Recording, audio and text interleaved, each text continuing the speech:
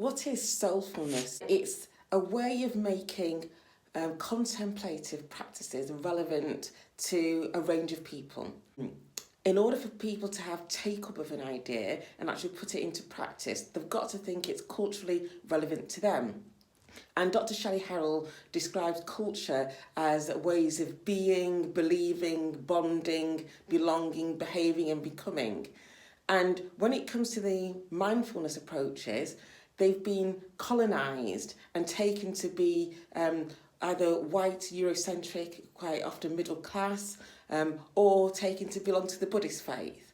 And black people and members of groups which she calls the HOMs, historically oppressed, marginalised, minority or stigmatised groups, those people aren't really going to take to the approaches if they can't see how they're relevant to them culturally.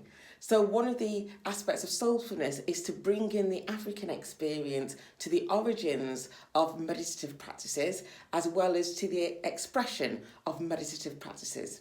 And she talks about the tree of contemplative practices, which are different things that can be done, such as journaling, such as dance, such as movement, such as reflecting on poetry. Of like the Adinkra cards, looking at the different Adinkra symbols and kind of like what that means to you, and looking at things like how often our experiences of oppression can take away our peace, which is our ability just to be in the world. And therefore, we need to do things that reflect upon things like wisdom and just give ourselves some space. So sometimes the space can come from doing a mindfulness exercise. Sometimes the space and the wisdom can come from reflecting on an Anansi saying, which is a small spider which had wisdom, often in African and Caribbean tradition. Sometimes the space can come from going out and dancing or being with people. So it's about different ways of engaging that are relevant to oppressed groups. And as well as practicing some of those things on the event that I'm going to be doing on the 30th of November, we're going to be exploring a little bit more about, soulfulness and about how that version of contemplative practices, it isn't about being passive. It isn't about maybe sitting and just being still to yourself. It can be about being liberatively. It can be about how do you develop resilience, how do you develop grace, how do you develop compassion and pride, self-esteem, joyfulness. So those sorts of characteristics that have kept African people going in various countries across the world through many traumas, how we can access them in our everyday lives.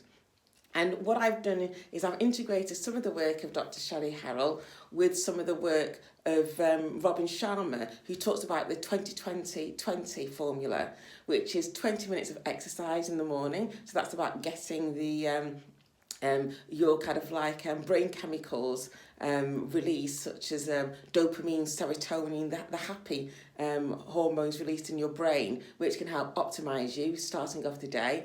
Then 20 minutes of reflection, and in that pockets of reflection, I'm saying the soulfulness techniques can take place, and then 20 minutes of growth. 20 minutes of growth can be transformation in terms of you may be reading a book, you may be listening to podcasts of people who've done great things that you aspire to.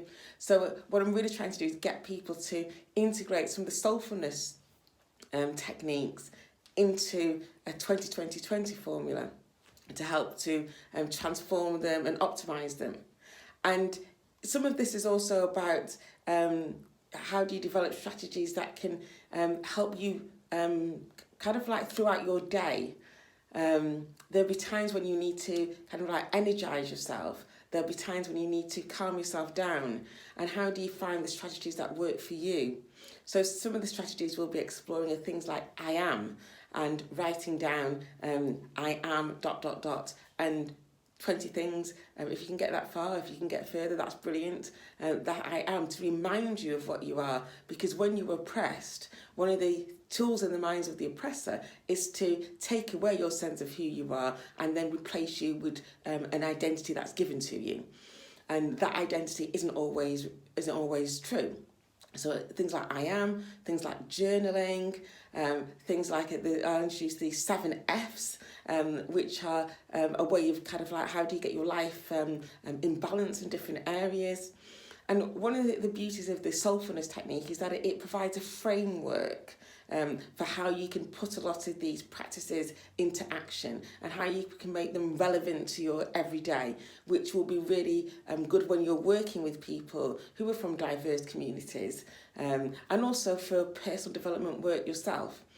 We have a workshop in the UK which will be bringing Soulfulness to you. That's on the 30th of November 2019, and it's held at the Park Inn by Raddison Hotel in Manchester. There are a few tickets left. All the super early bird tickets have sold out, unfortunately, but there are a few just missed early bird tickets left. I suggest that you do try and book. And what we're really trying to do is get a movement together of people one by one becoming more contemplative in their practice, and then bit by bit we sow seeds of such practice to say that eventually the world becomes a place where people are functioning towards each other at a higher level, and are practicing concepts such as Ubuntu, which is I am because we are, and how they can collectively improve not only their own well-being but the well-being of other people. Thank you.